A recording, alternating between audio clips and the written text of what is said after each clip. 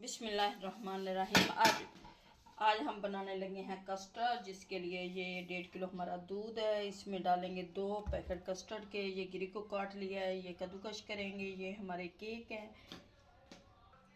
इसमें डाल देंगे ये इलायची, 4 अदद इलायची डालेंगे दूध में।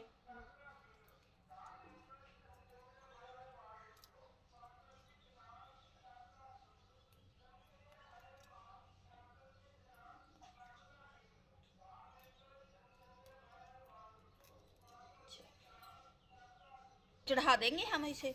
दूध भी हमारा बर्फ वाला है। ये दूध लिया हमने, ठंडा दूध है। इसमें कस्टर्ड को मिक्स करेंगे।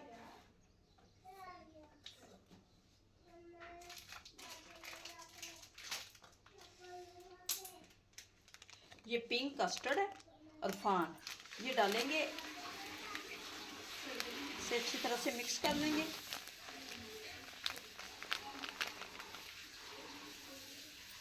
डाल दिया मैंने इसे। ठंडे दूध में हम कस्टर्ड को करेंगे मिक्स, ताकि इसकी कोई गुठली वगैरह ना हो।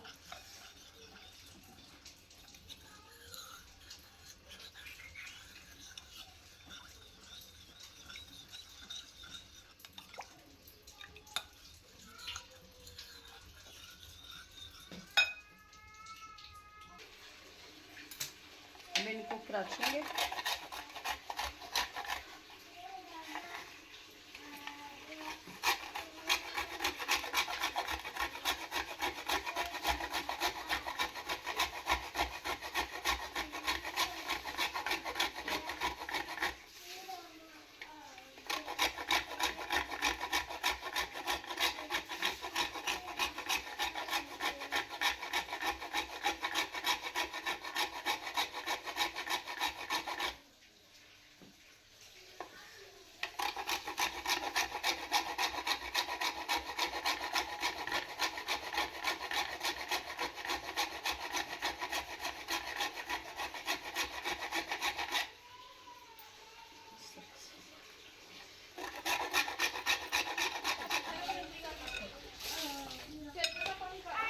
दूध पकने लग गया है, अब डाल देंगे इसमें।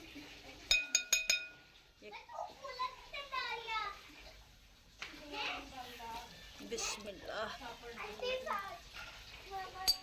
अब डालते जाएंगे।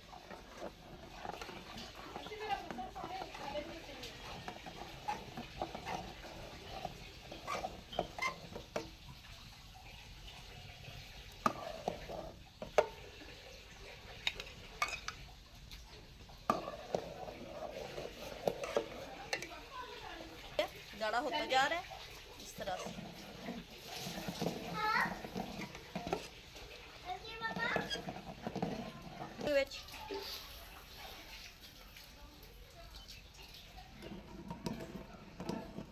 एक प्याली चीनी दी है। देख लांगे अपने टेस्ट के हिसाब ना, क्योंकि थोड़ी ज्यादा हो ठंडा हो तो चीनी कम हो जाती है।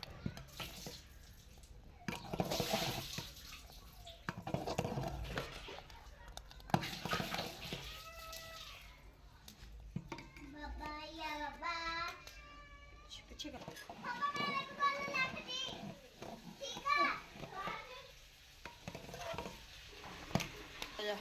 केक ने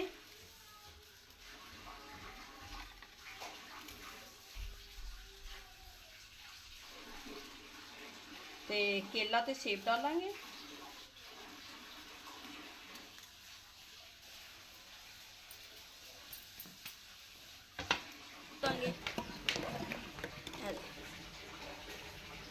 केक है साढ़े कोले, ये थोड़ा विच पावांगे, थोड़ा जिहा असीं डेकोरेट करांगे।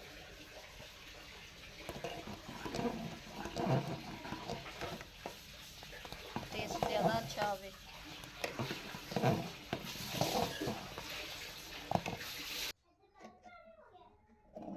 उतार लिया ठंडा करके, तो ये च फ्रूट पावांगे ते बाकी दे मेवे पावांगे असीं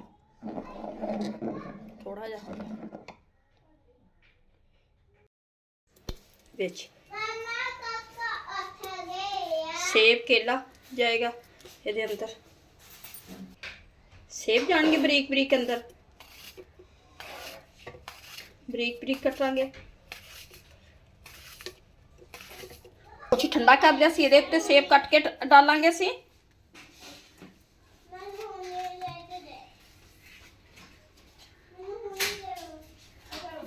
ਹੋ ਗਿਆ ਠੰਡਾ ਵੀ ਹੋ ਗਿਆ ਥੋੜਾ ਜਿਹਾ ਸਾਡਾ, ਤੇ ਅਸੀਂ ਪਾਵਾਂਗੇ ਹੁਣ ਇਹਨਾਂ 'ਚ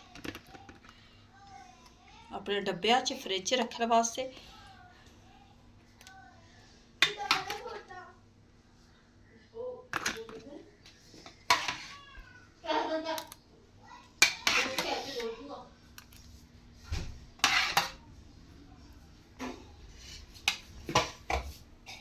ਪਿੱਛੇ ਲਗਾਵਾਂਗੇ ਅਸੀਂ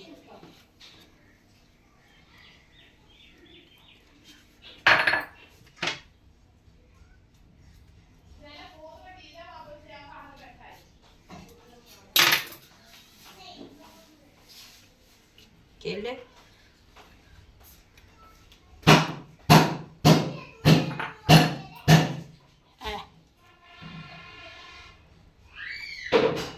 नारियल,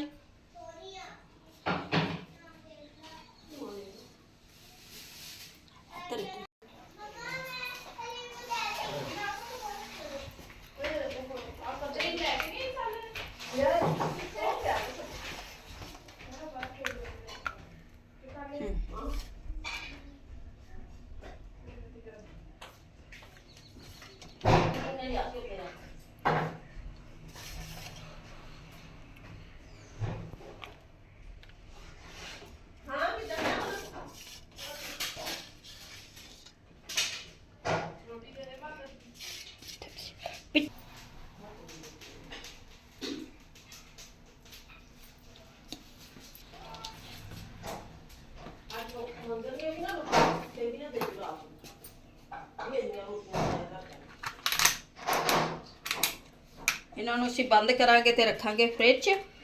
ਬਹੁਤ ਹੀ ਮਜ਼ੇਦਾਰ ਕਸਟਰਡ ਸਾਡਾ ਤਿਆਰ ਹੈ ਤੇ ਉਮੀਦ ਹੈ ਕਿ ਤੁਹਾਨੂੰ ਸਾਡੀ ਇਹ ਰੈਸਪੀ ਅੱਛੀ ਲੱਗੇਗੀ। ਅੱਛੀ ਲੱਗੇ ਵੀਡੀਓ ਨੂੰ ਲਾਈਕ ਤੇ ਚੈਨਲ ਨੂੰ ਸਬਸਕ੍ਰਾਈਬ ਕਰ ਦਿਓ।